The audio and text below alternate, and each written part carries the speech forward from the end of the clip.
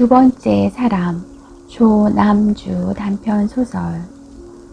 소진은 20대 후반으로 한 공기업의 지방지사에서 일하고 있다. 그는 소진의 사수였다.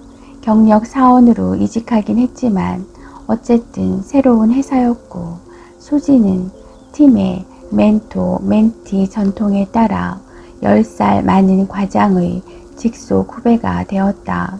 그는 종종 구내 식당이 지겨우니 밖에서 점심을 먹자며 소진만 데리고 나갔는데, 낮은 데다가 술을 마시는 자리도 아니라 부담을 갖지 않았다. 대체로 업무와 관련된 대화를 나누었고, 개인적인 주제라고는 그가 털어놓는 결혼 생활에 대한 불만 정도였다. 그때만 해도 문제가 없었다. 어느 밤 회식을 마치고 내려주고 가겠다는 그와 같은 택시를 탄 것이 시작이었다. 택시 뒷좌석에서 그가 원치 않는 신체 접촉을 해왔다. 소진은 이러지 마시라고 말한 뒤 택시에서 내려 그를 따돌리고 집에 갔다. 이후로 그는 소진의 화장과 옷차림을 지적하고 모니터나 자료를 보면서 메모를 하면서 회의를 하면서 자연스럽게 소진의 손과 어깨, 허리 등에 자신의 손을 올려놓았다. 농담의 수위가 높아지고 퇴근 이후에 자꾸만 만나자 보고 싶다, 특별한 관계가 되고 싶다며 연락을 해와 더 이상 참을 수 없다고 판단한 것이 입사 6개월 때였다. 소진은 먼저 팀장에게 메일로 상황을 알렸다. 증거를 남겨야겠다는 판단이었다. 팀장에게서 절대 덮으려는 의도는 아니지만 현실적으로 과장을 징계하거나 격리하는 일이 쉽지 않으니 소진이 팀을 옮길 수 있도록 해주겠다는 답장이 왔다. 그냥 자신이 팀을 옮길까 싶기도 했지만 아무리 생각해봐도 피해자가 도망치는 것은 옳지 않았다. 법적 조치까지는 아니더라도 회사 차원의 징계 정도는 있기를 바랐다. 그렇다고 이를 공론화하면 자신도 지금처럼 회사를 다니기는 어려울 것 같았다. 소진은 고민 끝에 과장을 다른 팀으로 보내달라고 또 정식으로 팀장 면담을 요청한다고 메일을 썼다. 하지만 일은 소진이 예상치 않았던 방향으로 커졌다. 팀장에게서 아무런 답변이 없었다. 소진은 팀장에게 2번 메일을 더 썼지만 역시 답이 없었고 전화도 받지 않았다. 드릴 말씀이 있다고 찾아가자 약속이 있다며 자리를 떴다. 나중에야 알게 되었는데 그 사이 팀장은 과장을 먼저 불러 소진이 보낸 메일을 보여주며 진위 여부를 확인했다고 한다. 두 사람 사이에 어떤 대화가 오갔는지 소진은 정확히 알지 못한다. 당연히 과장이 자신의 성희롱과 성추행을 부인하고 소진에 대해 부정적으로 말했으리라 짐작할 뿐이다. 과장이 사무실 한가운데서 큰 소리로 소진을 나무라기 시작했다. 감당할 수 없을 정도로 업무를 많이 주었고 지시 내용도 계속 바꾸었다. 소진이 의견을 내거나 질문을 하면 일하기 싫다는 거냐고 고함을 쳤다. 인사를 안 한다거나 전화를 늦게 받았다거나 기분 나쁘게 쳐다봤다고 화를 내기도 했다. 소진은 화장실에서 몰래 울다가 과장과 동기인 여자 선배와 마주쳤다.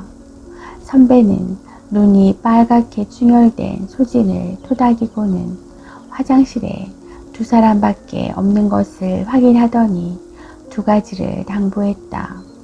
녹음하고 자료를 남길 것, 문제 제기를 하려면 퇴사하지 말고 회사에 남아서 할 것. 그러고는 도울 일이 있으면 꼭 연락하라고 말했다. 소진은 업무 일지를 꼼꼼하게 작성하고 과장에게 보고할 때면 휴대폰으로 녹음을 했다. 그리고 인사팀에 정식으로 문제 제기를 했다. 인사팀에서는 곧바로 자체 조사 일정을 잡았다. 소진이 통보받은 시간에 회의실로 갔더니 과장과 팀장, 인사팀장 이렇게 3명의 남자가 미리 와 앉아 있었다. 팀장은 과장이 좀 엄하게 후배들을 가르치는 경향이 있는데 소진이 그래서 힘들었던 모양이라고 말했다.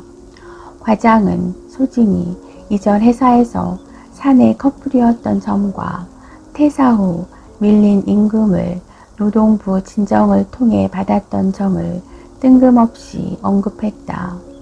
인사팀장은 서로 오해가 있었던 것 같은데 잘 화해하라고 소진을 설득했다. 곧바로 항의하거나 자리를 박차고 나오지는 못했다.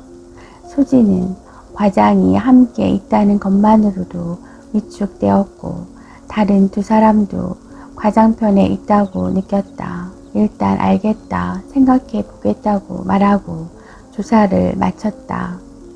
다행히 소진은 선배의 조언대로 모든 상황을 녹음하고 있었다. 소진에 대해 이상한 말들이 떠돈다고 알려준 것은 입사 동기였다. 오가다 마주치면 눈인사를 나누는 정도지 따로 연락하거나 만난 적은 한 번도 없었는데 전화가 왔다. 누군가 의도적으로 헛소문을 퍼뜨리는 것 같아 고민 끝에 연락했단다. 소문 속에서 소진의 전 남자친구는 유부남으로 둔갑해 있었다. 심지어 소진이 먼저 유혹해 가정을 깨놓았는데 회사에 알려지자 2달가량 무단 결근해놓고 노동부에 진정을 내서 급여까지 받아 챙겼단다. 소진의 손이 부들부들 떨렸다. 동기는 망설이다 덧붙였다. 이번에도 소진이 의도적으로 과장에게 접근한 후 무마 조건으로 승진과 서울 발령을 요구했다는 말이 돌고 있다고. 소진은 잠을 자지 못했고 밥을 먹지 못했고 길을 걷다가도 갑자기 왈칵 눈물이 쏟아졌다. 사람들이 자신을 피한다고 느꼈고 그게 혼자만의 망상인가 싶어서 더 괴로웠다. 소진은 인사팀을 찾아가 화해 의사가 없음을 밝혔다. 과장의 행동은 명백한 성폭력이며 이를 반성하기는커녕 직위를 이용해 압박할 뿐 아니라 악의적으로 음해하고 있다고 징계와 분리를 요구했다. 인사위원회가 열렸고 소진이 일기와 메모, 과장과 주고받은 메시지, 녹취록까지 모든 자료를 제출했지만 2사람은 사내 미풍 양속을 해쳤다는 사유로 똑같이 3개월 감봉 징계를 받았다. 소진은 노동청에 직장 내 성폭력으로 다시 진정을 냈다. 팀장이 소진을 불러 화를 냈다. 알아듣게 얘기했는데 꼭 이렇게 일을 키워야 했느냐고. 사회 부적응자, 또라이, 사이코패스라고 말했다. 이 이야기도 녹음하고 있느냐며 녹음 당할까 무서워 소진 씨하고는 말도 못하겠다고 비아냥거렸다. 소진이 뻔히 보고 있는데 과장을 위로했다. 어쩌다 이렇게 지독하게 걸렸니? 액땜했다, 똥 밟았다고 생각하라. 아무도 소진에게 말을 걸지 않았다. 어떤 일도 주지 않았다. 출근길이 지옥 같았다. 회사에만 오면 당장 몸이 터져 흩어질 듯 심장이 마구 뛰다가 어느 순간 쿵 하고 끝도 없이 떨어졌다. 그러다 한 번씩 커다란 손이 입을 틀어막은 것처럼 숨이 가빠왔다. 소진은 공황장애 진단을 받았고 병가를 냈다. 과장은 전과 똑같이 회사를 다녔다. 소진은 밤낮 없이 술을 마셨고 매일 울었다. 병원에서는 술과 약을 함께 먹으면 안 된다고 했는데 둘 중 하나라도 없이는 견딜 수가 없었다. 부모님은 네 잘못이 아니라고 정식으로 문제제기한 것도 잘했다고 말해주었다. 술을 마시고 엉망으로 지내는 것도 잠깐이라면 괜찮다고 너무 길어지지만 말아달라고 부탁했다.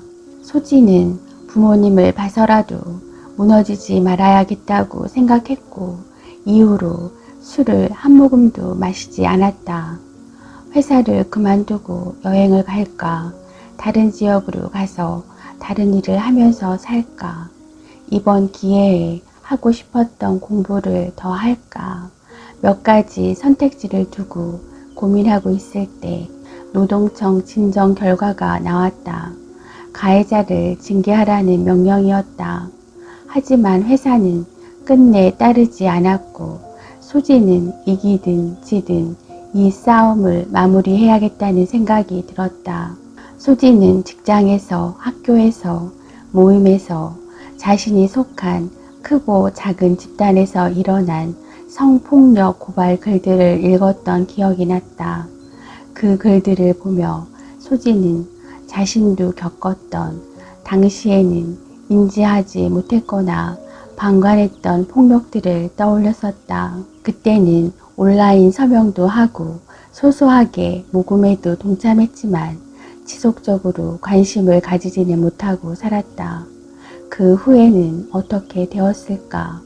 찾아보니 제대로 대가를 치른 가해자는 별로 없고 폭로라는 마지막 방법을 선택했던 피해자들은 명예훼손, 모욕, 무고 등으로 역고소를 당해 힘든 싸움을 계속하고 있었다. 알면서도 소진은 포털 사이트 오픈 게시판과 자신의 SNS 계정에 사건 경과부터 회사의 조치까지 모두 폭로했다. 그동안 제도, 규범, 상식 중 하나라도 제대로 작동했다면 이런 방법을 택하지는 않았을 것이다. 녹음을 하라고 조언했던 선배에게 연락했더니 비슷한 일로 퇴사했던 예전 직원을 설득해 만날 수 있게 해주었다. 선배와 팀원 한 명이 과장의 성희롱 장면을 목격했다는 진술서를 써주었다. 소진이 올린 글은 빠르게 퍼져 기사화되었다. 한 여성단체와 연락이 되었고 믿음직한 변호사를 소개받아 회사와 가해자를 상대로 민형사상 절차에 들어갔다. 얼굴과 목소리를 가리긴 했지만 언론사와 직접 인터뷰도 했다. 소진의 신상이 나돌았고 인터뷰 기사마다 심각한 수준의 악플이 달렸다. 기자가 된 대학 동창이 어떻게 번호를 알고 전화를 해서 조금 짜증을 내며 말했는데 고스란히 녹음되어 뉴스에 나왔다. 회사는 그 와중에도 합의를 종용했고 과장은 고소를 준비 중이라고 전해왔다. 그래도 절대 후회하지 않느냐면 사실 아니다. 소진은 매일 매 순간순간 후회한다. 빗을 때마다 머리카락이 한 움큼씩 빠지고 음식이 들어가기만 하면 토해서 수액과 영양제로 버티고 있다. 소진이 혹시 나쁜 생각이라도 할까봐 엄마가 밤마다 소진의 침대 옆에 이불을 깔고 잔다. 소진은 변호사에게, 선배에게, 가족들에게 지금이라도 그만두는 게 낫지 않겠냐고 묻곤 한다. 모두들 피해 당사자의 의견이 가장 중요하다며 너무 힘들다면 여기서 멈추어도 된다고 말하는데 정작 소진이 그만두지 못하고 있다. 같은 과장에게 성희롱 당하다 퇴사했다는 직원은 소진을 보자마자 미안하다고 말했다. 그때 자신이 조용히 덮고 넘어가지 않았다면 소진도 같은 일을 당하지는 않았을 거라고 자책했다.